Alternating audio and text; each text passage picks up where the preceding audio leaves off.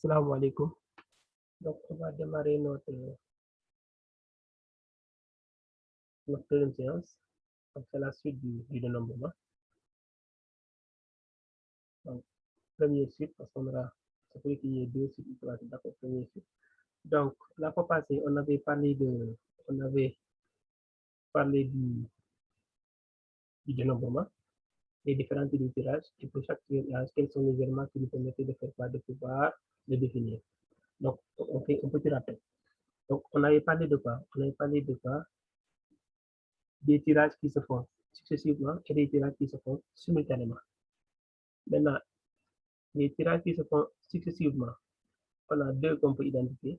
C'est le tirage qui se fait successivement avec remise et le tirage qui se fait successivement sans remise.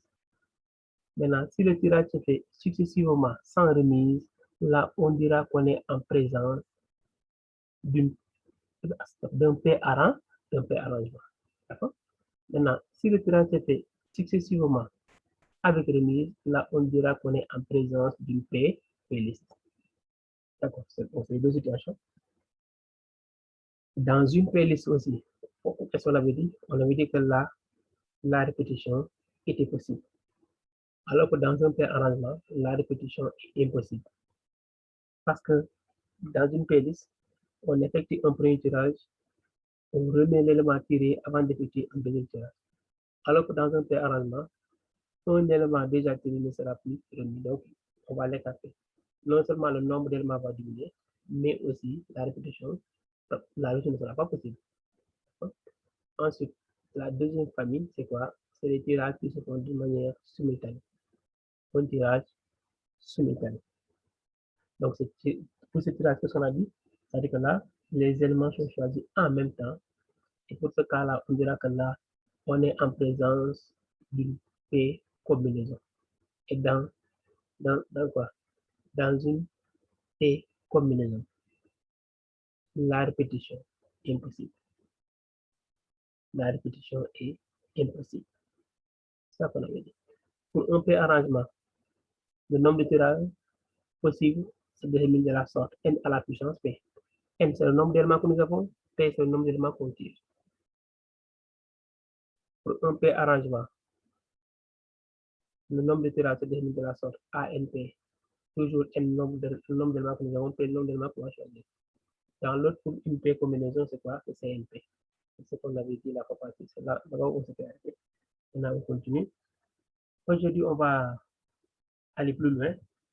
Donc là, on a déjà, on a parlé, on a tout présentement, tout ce qui doit nous permettre, qui va nous permettre de pouvoir traiter les exercices concernant le développement. Tout est là. À part seulement préciser que, par exemple, là, c'est-à-dire l'aspect ordre qu'on n'avait pas évoqué. C'est-à-dire dans une playlist et un arrangement, on le verra au niveau des exercices, je vais y revenir. Dans une playlist et un arrangement, n'oublions pas que l'aspect ordre va jouer. Dans une combinaison, l'ordre ne va pas intervenir, mais dans une playlist ou un arrangement, l'aspect ordre va intervenir. Et comment cela va se représenter au niveau des calculs qu'on fera? Ça, on le verra quand on sera au niveau de la partie application. Parce qu'à la fin, je prendrai pour chaque cas une application qu'on va détailler, expliquer, corriger, on verra. D'accord, on va bien comprendre, d'accord? Donc aujourd'hui, ce qu'on va faire, c'est quoi? On va parler donc là de deux choses pour cette séance-là. On va parler du triangle de Pascal et son utilité, et la formule du brume de Newton aussi et son utilité. Parce que le plus souvent, on parle du triangle de Pascal en classe, les élèves ne savent même pas à quoi ça sert, c'est quoi le triangle de Pascal, alors que le triangle de Pascal, en principe, permet à l'élève de ne pas utiliser la machine et de pouvoir trouver, par exemple, les valeurs. Ça aussi, c'est une possibilité. Avec le triangle de Pascal, je peux retrouver, par exemple, tous les CNP. Tous les CNP, je peux les retrouver. Tous les CNP. D'accord? C'est les coefficients binomiaux et ainsi de suite. Mais là, tous les CNP, on peut les retrouver. Je prends un exemple. Donc, si vous regardez très bien au niveau de sur du dénombrement, sur un dénombrement, triangle de Pascal et utilité. Donc, voyez, on a une ligne et une colonne. Au niveau de la colonne, on a les valeurs de n. Et au niveau de la ligne, on a les valeurs de p. Ça veut dire que c'est nous qui allons compléter. Là, je n'ai pas complété pour que je puisse vous expliquer ce qu'il faudrait faire, comment le compléter à chaque fois. Vous n'avez pas besoin d'attendre une machine à gauche ou à droite. Vous n'avez pas besoin de faire tout votre temps à utiliser les machines pour trouver ces valeurs-là. Il vous suffit tout simplement de faire quoi? D'avoir une feuille, de prendre votre stylo et de retrouver toutes ces valeurs. D'accord? Regardez très bien ce qu'on va faire. Donc, je prends, attendez, je vais amener, attention pour pouvoir annoter le tout. Attention.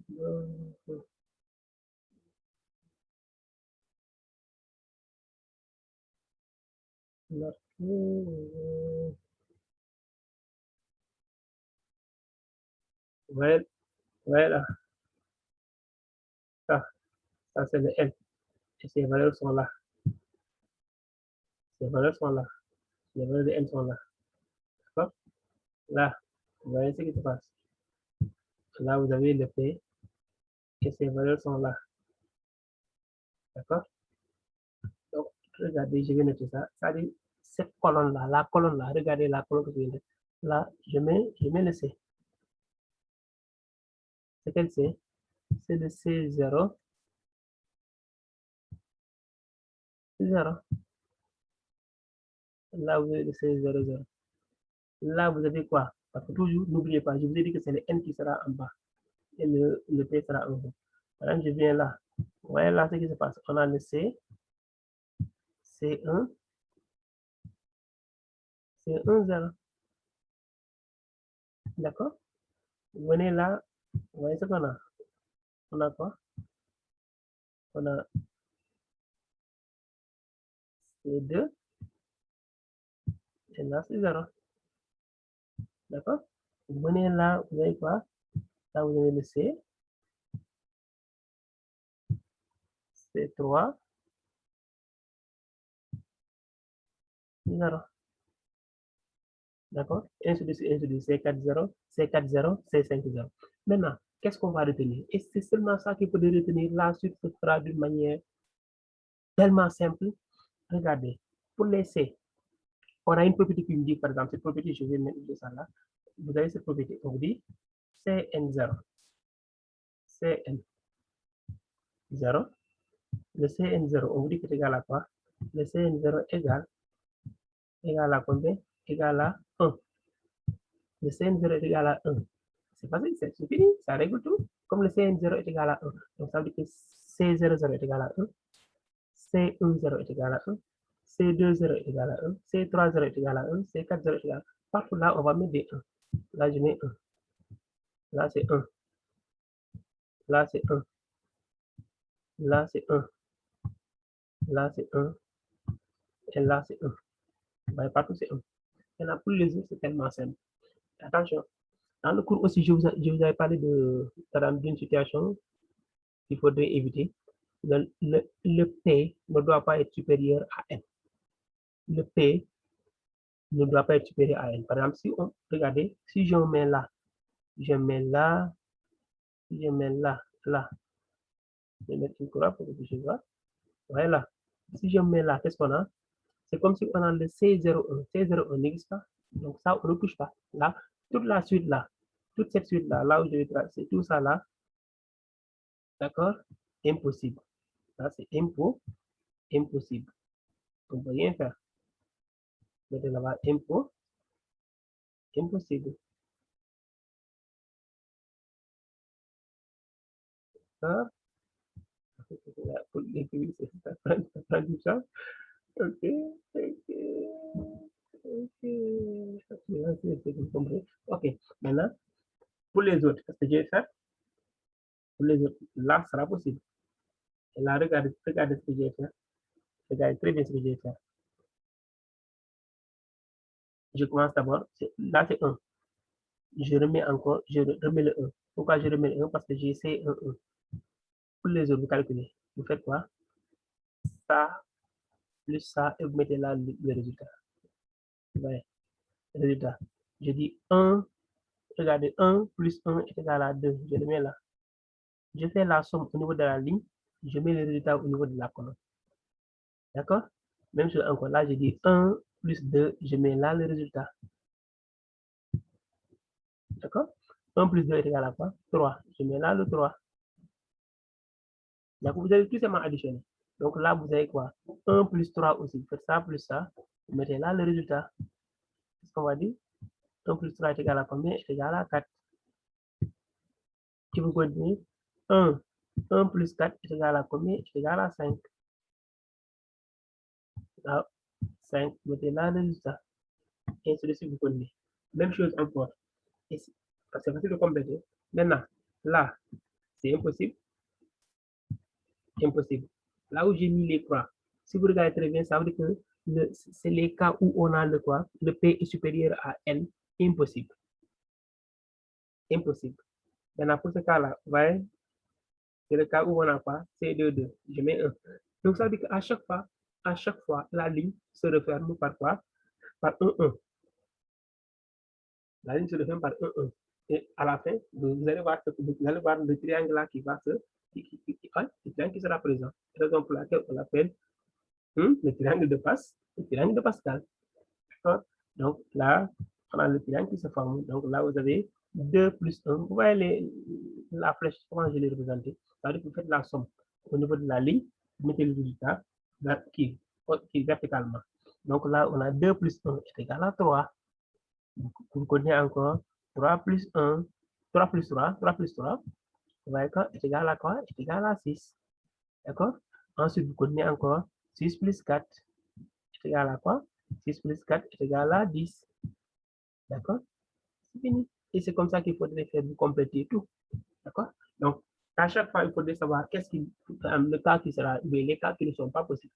Là où j'ai mis le croix, jusqu'à la fin, au niveau de la ligne, c'est pas possible.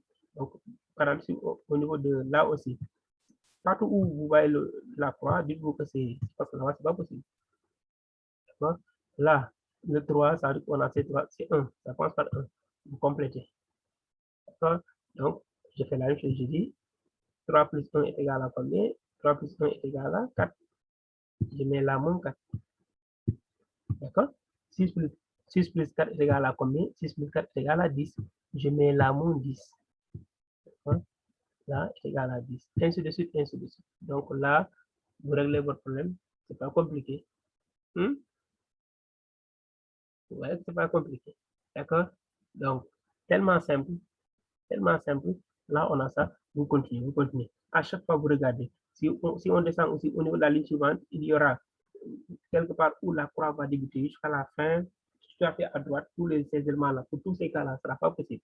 Donc là aussi, à partir de là, le C4, je mets la croix là, impossible. Là, on appelle le triangle. Par exemple, si on me demande quelle est la valeur de C, un exemple, on me demande quelle est la valeur de C4, C4, il me suffit tout simplement de regarder au niveau du tableau la quatrième ligne et la troisième colonne. La quatrième ligne et la troisième colonne. Regardez la quatrième ligne et la troisième colonne. Quelle est la valeur que nous avons? C'est 4. Donc le C4 est égal à quoi? Est égal à 4. C'est comme ça qu'on fait. D'accord? Maintenant, un dernier exemple, je vous dis C5, un exemple C5, 3. C5, 3. Là, C5, 3, on va voir. Donc, on va regarder quoi? La cinquième ligne et la troisième colonne. Si vous regardez très bien, vous voyez que là, qu'est-ce qu'on a? On a un 10. Donc là, vous avez quoi? Vous avez 10. D'accord? Vous avez un 10. Donc, c'est ça, le triangle de Pascal, et c'est ça son utilité. Donc, le triangle de Pascal vous permet en quelque sorte. Maintenant, si vous avez des problèmes encore, si ce n'est pas clair, vous me laissez un commentaire sur ça et je reviendrai sur l'explication de ça. D'accord? C'est tellement simple. Donc, vous n'avez pas besoin d'attendre une machine, d'aller chercher une machine pour ça. Il suffit tout simplement de prendre un bout de papier, vous avez votre stylo, allez-y, rapidement. D'accord? Donc, c'est tellement simple. Maintenant, là, c'est bon, on va parler d'autres choses. On descend, on va terminer par l'autre. Donc, attendez, je vais effacer les dessins. Donc, j'ai tout effacé, hein, parce que vous allez compléter. Maintenant, on va parler de la formule du binôme de Newton et son utilité. Donc, cette formule, ça veut dire que jusqu'en terminal, avant le dénombrement, les identités remarquables que vous avez, on s'est arrêté à la puissance 3, a plus b à la puissance 3. Donc, la formule du binôme de Newton nous permet de pouvoir développer le a plus b, quelle que soit sa puissance. On peut retrouver à partir de là le a plus b au carré, on peut retrouver le a plus b au cube, on peut retrouver le a plus b à la puissance. Quelle que soit la puissance, on peut, c'est facile de la retrouver, de pouvoir développer ça, d'accord? Donc, a plus b à la puissance 2. Ça veut dire que là, qu'est-ce qu'il faudrait retenir? Vous voyez, on a le a, on a le b. Donc, on vous demande de développer, par exemple, x plus 2 à la puissance 3. Vous voyez qu'est-ce qui représente le a et qu'est-ce qui représente le b. On démarre par quoi? Cn. Là, on démarre par Cn, Cn0. On démarre par Cn0. Cn0, ensuite on met A à la puissance de A. On lui donne la puissance n. Et le B, on donne la puissance 0. Ça veut dire que maintenant, l'élément qui est à la puissance n va décroître jusqu'à 0. Et l'élément qui est à la puissance 0 va croître jusqu'à n. Donc, si vous regardez le premier, on a quoi? Cn0, A puissance n, B puissance 0. Mais le deuxième, qu'est-ce qu'on a? Cn1. Donc, les 0 là croient. 0, 1, 2. Le n là décroît. On a n, n-1, n-2, jusqu'à ce qu'on atteignons le 0. D'accord? Maintenant, pour mieux comprendre ça, je vais vous préparer un cas, deux cas où je vous deux exemples dans la prochaine vidéo et je vous dirai ce qu'il faut. Ouais, ça peut être de mieux comprendre. D'accord? Mais on retient que ça dit, c'est ça qu'il faut retenir. C'est seulement ça qu'il faut retenir dans ce cours-là. C'est fini, on a l'essentiel. Tout est là. Tout est là. On a la formule du binôme Newton, on a le triangle de Pascal, on sait c'est quoi un tirage successif, on sait c'est quoi un tirage simultané, on sait c'est quoi une playlist, on sait c'est quoi un arrangement, on sait c'est quoi une combinaison. On sait quand est-ce qu'on aura la répétition sera possible, on sait aussi quand est-ce que la répétition ne sera pas possible. D'accord? Donc, je vous dis merci beaucoup et à très bientôt. Prenez bien soin de vous. Allez, ciao, ciao.